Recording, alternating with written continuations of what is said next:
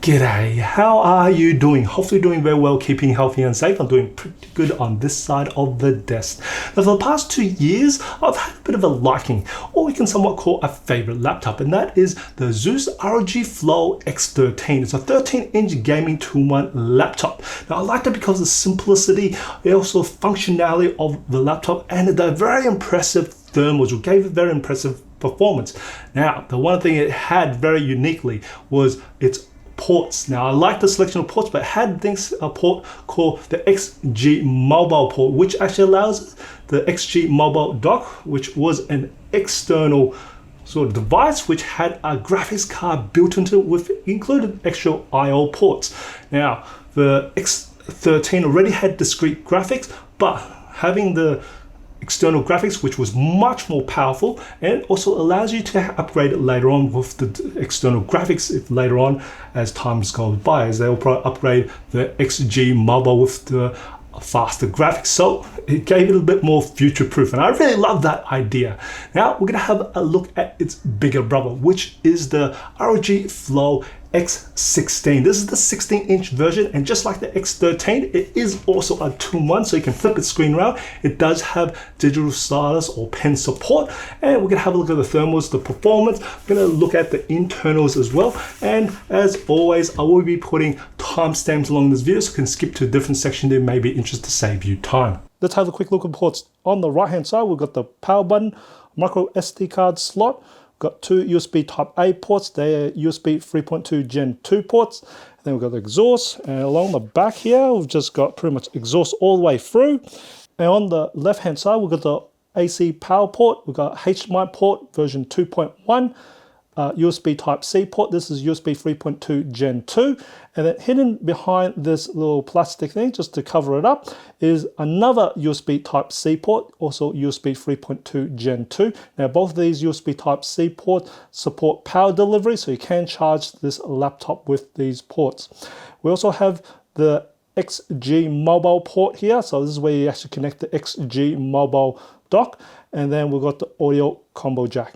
The display is a 16-inch Quad HD Plus display. You can get two types. You can get the IPS version, or you can also get the mini LED version. Now the one I tested out was the mini LED version. Now they all have a glossy type of display. They have an aspect ratio of 16:10, and this is a gorgeous display. It does also have a refresh rate of 165 Hz, and it does support digital stylus or pens. Now the one I tested was the mini LED display, and when I measured the maximum brightness of the mini LED display, it resulted with 715 nits, or 715 Kelvin per square. Now that is bright, and so when I took it outdoors to test working on documents or even on consuming multimedia, I didn't have any issues even with that glossy display which had a lot of reflection. That brightness was able to overcome those reflections.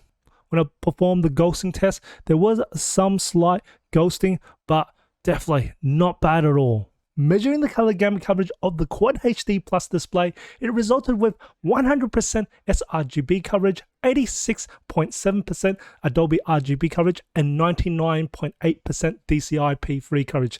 The display has a high, wide color gamut coverage to be suited for photo and video editing tasks. Great stuff. This is a recording from the 720p webcam from the Flow X16. This is the video and audio unedited, so you can hear and see what the quality of the webcam is like. Now to keep things consistent on this channel, I've got always two lights turned on for this test. I've got my one strip light turned on, and also the down lights in this room turned on for ambience. I'm going to turn off my one strip light off, and you'll see this adjust. I think it adjusted pretty quick. Now the two down lights in front of me is a bit far away, so there's not much light hitting on my face. I'll consider this a dark environment. If you're in an office environment, you should have much more light what I'm currently at.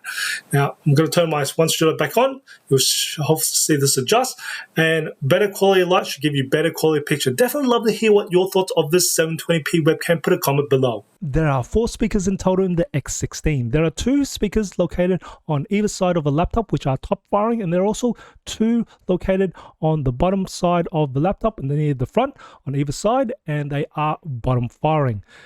Now, when I tested out the maximum volume of the speakers, it managed to measure at a peak of 82.8 decibels. Now, this isn't considered loud, but because of the sound quality and how full these speakers sound, they actually sound louder than what it was measured. Now, as for the sound quality of the speakers, it's definitely have plenty of bass. You got that rumbling, nice low-end punchy bass. It is there, and we definitely have a very evenly balanced for the lows, mids, and highs. We definitely, like I said, it has that very nice full sounding and nice reverb. And I didn't have any issues hearing any of the sounds from the speakers in laptop mode or tablet mode or even in tent mode. So that's great to hear those 4 speakers sound. They're definitely good sounding speakers. The weight of the ROG Flow X16 is 2.2 kilos plus the 240 watt power adapter becomes a combined weight of 2.93 kilos that you might be carrying around with you. Flow X16 does come with a 90 watt hour battery. And when I tested out the battery life, I managed to get 6 hours and 36 minutes on Modern Office battery life test in PC Mark 10, 1 hour and 19 minutes for gaming, and 8 hours and 10 minutes for video playback on Procon Office battery life test on the Procon battery life test. Considering this is in gaming category, I'll consider the battery life is above average compared to other gaming laptops with similar hardware. How's the build construction of this X16? Well, I can tell you, I'm not going to fancy any words out for this. It's pretty much plastic on the top, plastic on the bottom, and there's a little bit of plastic on the side as well, but I think it is a different sort of metal. But has that sort of plastic feel, but it's got a nice texture to this plastic. It's like a corrugated sort of feel to it, but I kind of like it. So it's got a little bit of nice grip to it. And I'm not gonna say anything bad about plastic because they're actually quite durable now. And I'm just gonna show you, it doesn't have that much keyboard flex, and I'm putting quite a bit of pressure here as well too. So, and how is the hinge? So I'm just gonna do the one finger test so you can actually have a look at this.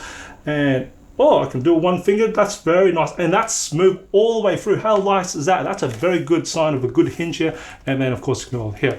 Now, I'm just going to do the clamp, one finger clamp thing and see if this lets go. No, it does not. That's very good. Just to show you on this side. So even if you're just holding this, and you can see it's clamping very well. And the fact that I'm able to actually pick this up with one finger and not see it move at all, this is a very nice hinge that's clamped and very nicely operating here. Fantastic work, Asus. Looking at the temperatures and fan noise, when I took my measurement, my ambient temperature was 26 degrees Celsius in the room. Now, just to give you a bit of reference point, your average fan is anywhere between 34 to 35 degrees Celsius at 26 degrees Celsius. So I took my base measurement when the computer was idle and the hottest area on the keyboard measured in maximum of 43 degrees Celsius. And as for the fan noise, it measured in maximum of 35 decibels. So this computer was practically silent at idle. And the internal core temperature was 53 degrees Celsius. Then I put 20% load on the computer. So that's pretty much average use. So that's tasks like office productivity work, surfing the web, streaming video, and the hottest area on the keyboard measured a maximum of 44 degrees Celsius. And as for the fan noise, it recorded at a maximum of 36 decibels. And the average internal core temperature was 56 degrees Celsius. Then I put 50% load on the computer, and the hottest area on the keyboard measured maximum of 46 degrees Celsius. And as for the fan noise, it also stayed at 36 decibels, and the average internal core temperature was 66 degrees Celsius. Then I put 100% load on the computer, and the hottest area on the computer measured a maximum of 50 degrees Celsius. And as for the fan noise, it spun all the way up to a maximum of 49 decibels, and the average internal core temperature was 78 degrees Celsius. Then I put the computer on turbo mode with 100% load to release its maximum potential, and the hottest area on the keyboard measured a maximum of 52 degrees Celsius. And as for the fan noise, it spun all the way up to 50 decibels, and the average internal core temperature was 80 degrees Celsius. Also measured the bottom back cover while it's at 100% load, and the hottest area on the back cover measured a maximum of 49 degrees Celsius. I also measured the Flow X16 in tablet mode with 20% load on all the system resources, and the hottest area on the keyboard side measured a maximum of 41 degrees Celsius. And as for the fan noise, hit a maximum of 36 decibels, and the average internal core temperature was 52 degrees Celsius. And as for the display side, it recorded a maximum also at 41 degrees Celsius. I would consider the X16 in tablet mode practically silent. Interestingly enough, I did notice that the idle temperatures was quite high on the X16, a little bit more above average than what I was expecting for this type of laptop. So I thought the extra heat was coming from the discrete graphics running, which was the RTX 3070 Ti. I did play with the Mux switch and actually disable the discrete graphics in the Asus Armory, and it didn't really make that much difference. So there was a little bit of concern of the idle temperatures, and seeing the results of putting a light load on the computer in laptop or even in tablet mode, it barely increased the temperatures, which is probably the result of that third fan which you'll see in the internals. So I think the design of this X16 is really interesting and quite nice for tablet mode. Looking at the processor performance over long duration tasks, I do have a Ryzen 9 6900HS processor, and I've got this computer running on quite a lot of load for all the system resources. That's for processor, memory, storage, and also discrete graphics. And I can see the speed of the processor is anywhere between 3.6 to about 4.3 gigahertz. So I'm just going to average it out at around about 3.9 to about 4 gigahertz. And this processor does have a base clock speed of 3.3 gigahertz, so it is above that. That's absolutely fantastic in this thin sort of type of laptop. And the actual average of the range of the actual temperatures of the processor is between 80 to 95 degrees Celsius. Here's the results of the benchmarks performed on the Flow X16. This one's configured with a Ryzen 9 6900HS processor with 32 gigs RAM, 1TB SSD, and also the GeForce RTX 3070 Ti graphics. Here's the results for Pass Mark, Citybench R23, PC Mark, 3D Mark, Geekbench 5, Crystal Disk Mark, Procon Photo Edit, Procon Video Edit, Pugin Photoshop, Pugin Lightroom, Pugin Premiere Pro, Pugin After Effects, Blender, Luxmark, Furmark, Octane Bench, Eugene Engine, and SpecView Pref.